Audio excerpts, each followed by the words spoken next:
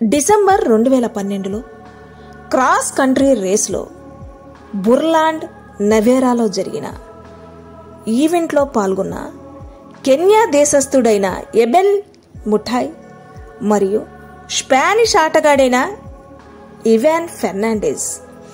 ఇది నిజమైన సంఘటన. ఈ వీడియో మీకు నచ్చినట్లయితే లైక్ చేయండి, షేర్ చేయండి, సబ్స్క్రైబ్ చేసుకోండి. వీడియోని చివరి వరకు చూడండి. 2012లో క్రాస్ కంట్రీ రేసులో నైతిక విలువలను ప్రదర్శించిన స్పానిష్ ఆటగాడైన ఇవాన్ ఫెర్నాండెజ్ రన్నింగ్ రేసులో కెన్యా ఆటగాడైన ఎబెల్ ముఠాయ్ ముందున్నాడు. గెలవడానికి ఆమడ దూరంలో ఉన్నాడు.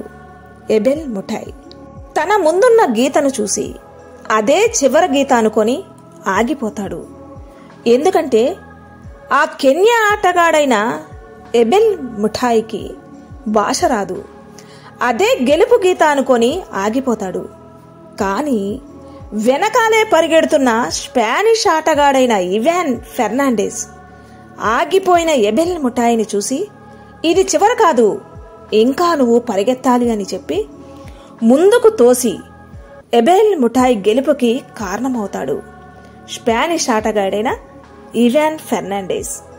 ఇదంతా చూసిన ఒక జర్నలిస్ట్ స్పానిష్ ఆటగాడైన ఇవాన్ ఫెర్నాండెజ్ను ఇలా అడుగుతాడు, మీరెందుకు అలా చేశారు?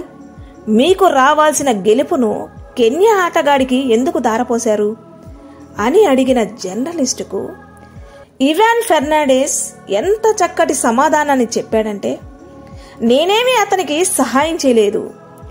ఈ రేసులో అతను గెలవబోతున్నాడు.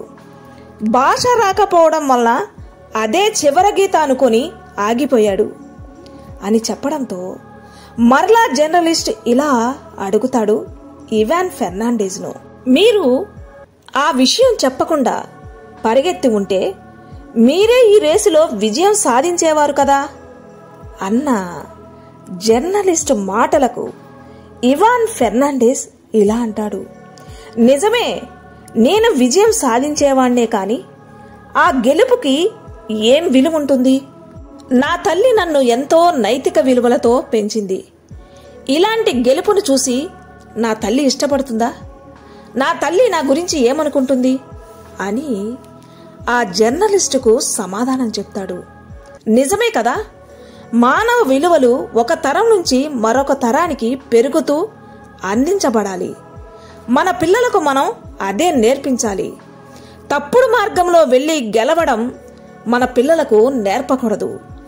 మానవ విలువలను పెంచుకుంటూ ఒకరికి ఒకరు సహాయపడుతూ ముందుకు వెళ్ళాలి. ఎందుకంటే నిజాయితీ, నైతిక విలువలు లేని గెలుపు గెలిపే కాదు. నైతికత పతనమవుతున్న ఇప్పటి సమాజంలో ఈ సన్నివేశం మనుషుల్లో మూలాన పడి ఉన్న నైతికతను మేల్కొలిపే అవకాశం లేకపోలేదు.